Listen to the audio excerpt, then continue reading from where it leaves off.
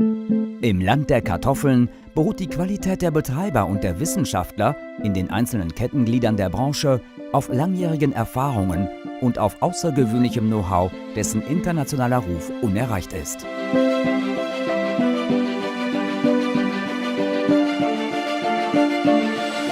Eine Branche, die seit 15 Jahren wächst und bei der hervorragende Leistung ein sehr hohes Anforderungsprofil erfüllt.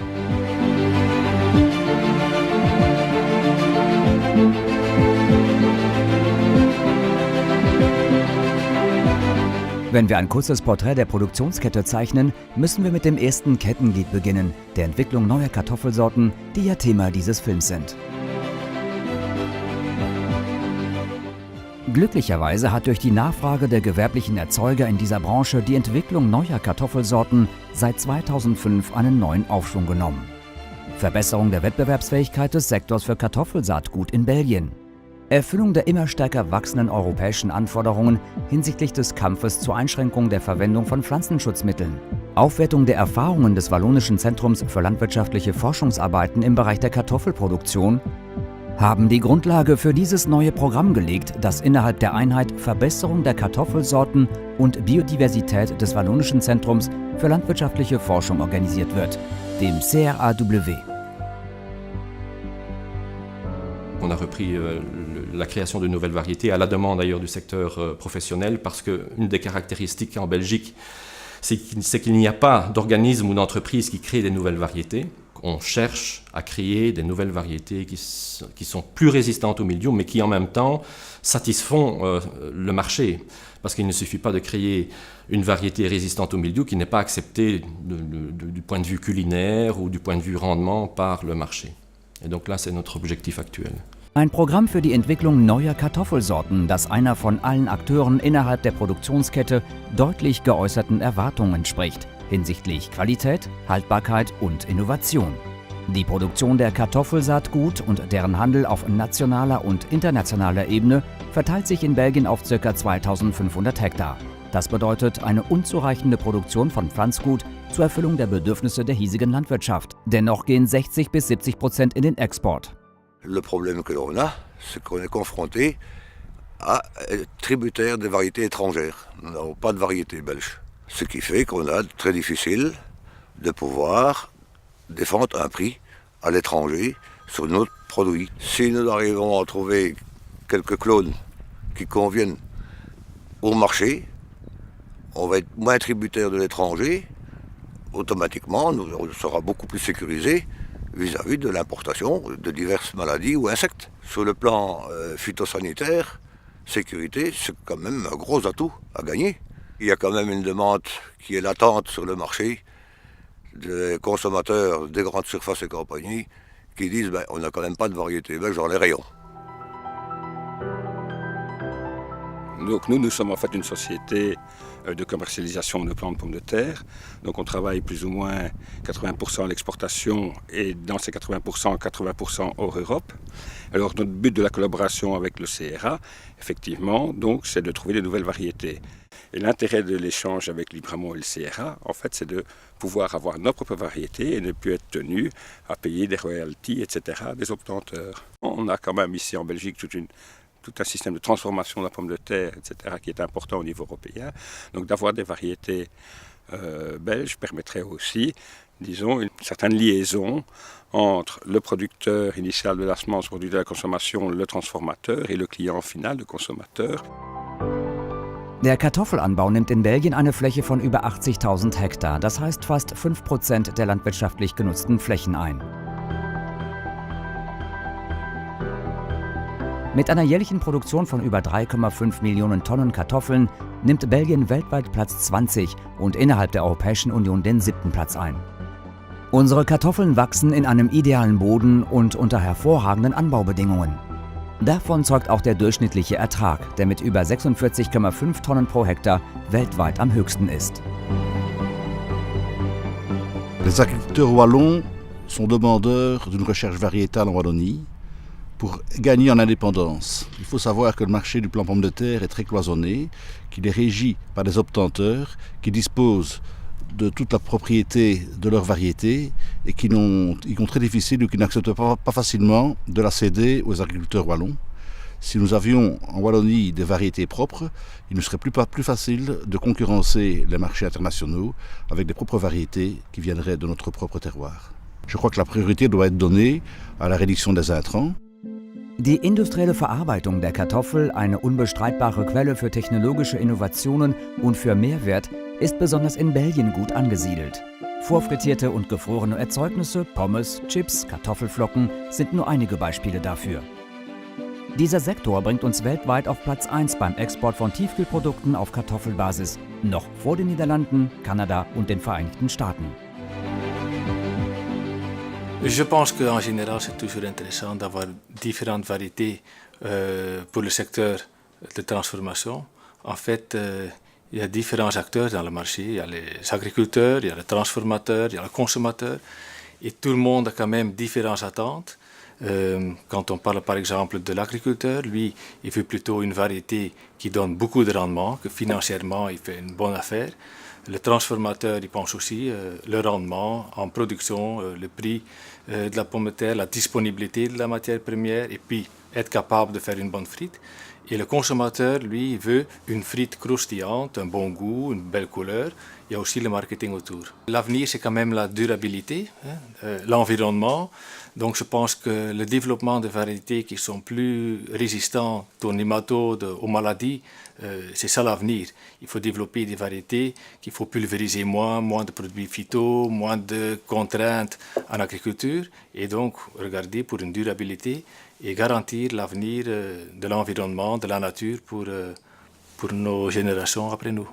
Le transport, il coûte très cher, donc il faut développer des variétés qui poussent bien dans sa propre région aussi. Die Branche der Frischerzeugnisse bzw. der Verpacker und Kommissionierer von Kartoffeln für den Markt der Frischerzeugnisse ist sehr leistungsfähig, selbst wenn ihre Versorgung mit Rohmaterial auch Importe verursacht, insbesondere wegen der besonderen und unterschiedlichen Qualitätsansprüche seitens der Branche für die industrielle Verarbeitung. Nous sommes une entreprise de conditionnement de pommes de terre à destination du marché du frais, principalement en Belgique, mais aussi dans toute l'Europe de l'Ouest. Nous travaillons donc pour la grande distribution. Notre intérêt premier vis-à-vis du projet ici, c'était tout d'abord de travailler avec des pommes de terre locales. Donc nous, ça nous intéresse de commencer dès le début de la filière en produits locaux belges, wallons. Notre second critère est plus porté sur des critères gustatifs et visuels, principalement pour le consommateur. Ensuite, nous nous intéressons également au rendement, évidemment, pour les producteurs.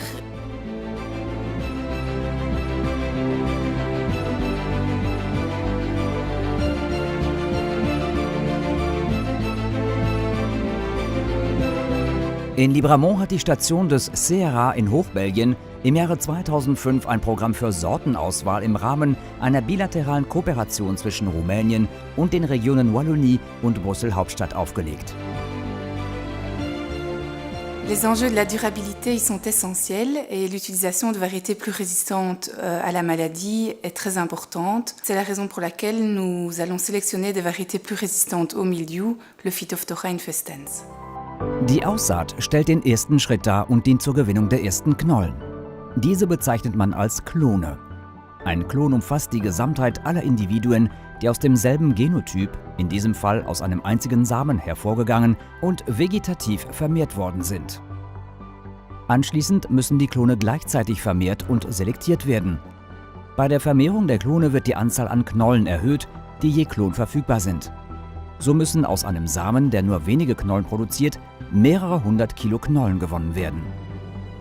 Die Selektion der Klone besteht hingegen darin, jeweils zu entscheiden, ob ein Klon behalten oder verworfen werden soll. Diese Entscheidung wird für jeden Klon einmal jährlich anhand einer Reihe an Daten getroffen, wie etwa der Wuchskraft der Pflanzen, der Reifedauer, der Farbe und Form der Knollen, der Kaliberverteilung, des Ertrags, des Trockenmassegehalts oder Unterwassergewicht, der kulinarischen und technologischen Güte, der Lagerfähigkeit und der Anfälligkeit für Krautfäule.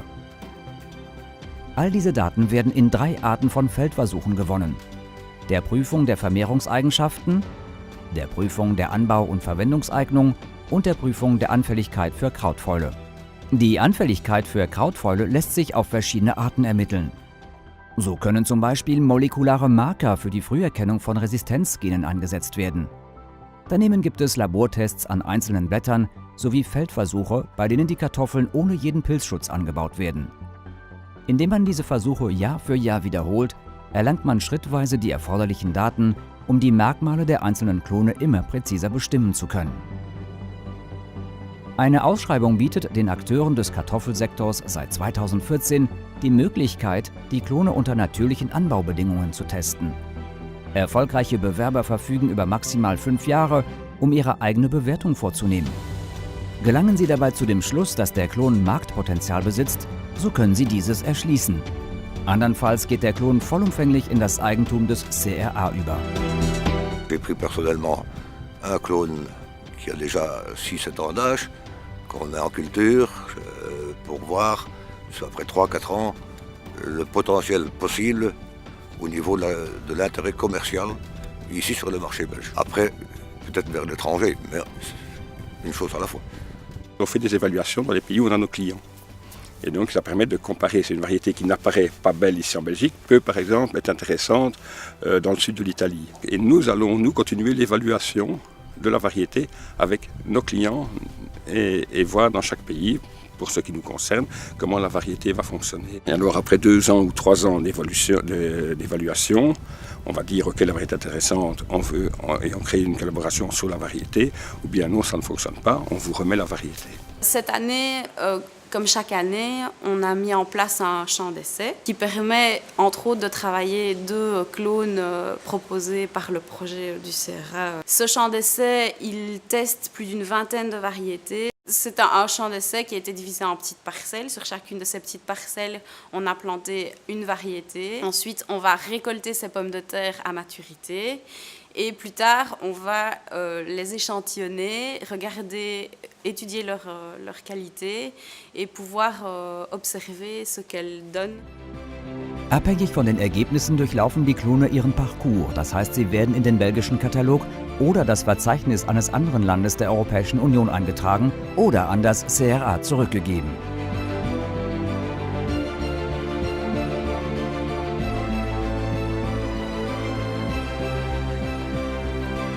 En 2013, nous avons introduit la première demande d'inscription d'un clone issu de notre programme au catalogue officiel des variétés de pommes de terre belges.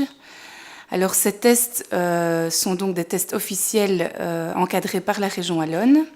Au cours de ces tests qui durent 2 ans, le clone va être comparé à des variétés qui sont connues et cultivées en Belgique au niveau de toute une série de critères dont le rendement, la qualité d'utilisation, la résistance au mildiou. Et si, au terme des 2 années de tests officiels, le clone présente de bons résultats, voire de meilleurs résultats que les variétés auxquelles il est comparé, il pourra alors être inscrit au catalogue belge des variétés de pommes de terre. In dieser Hinsicht kann man davon ausgehen, dass bald Kartoffelsorten mit CAW-Stempel in den belgischen Katalog aufgenommen werden. Eine Entwicklung von Sorten mit substanziellen Vorteilen. In Form einer höheren Mehltauresistenz und somit Vorteilen für eine nachhaltigere Landwirtschaft, hinsichtlich der Aufwertung der lokalen Produktion und hinsichtlich einer größeren Autonomie hat der Markt für Kartoffelsetzlinge in Belgien seine Daseinsgründe und auch Gründe, im Dienste der Interessen der gesamten Kartoffelbranche fortzubestehen. Ein Programm, das im Übrigen CRAW als großen Akteur bei den Forschungsarbeiten für neue Sorten positioniert und in die Lage versetzt, in technischer Hinsicht als Nicht-NGO-Kompetenzen für die Auswahl und Genomik zu erwerben.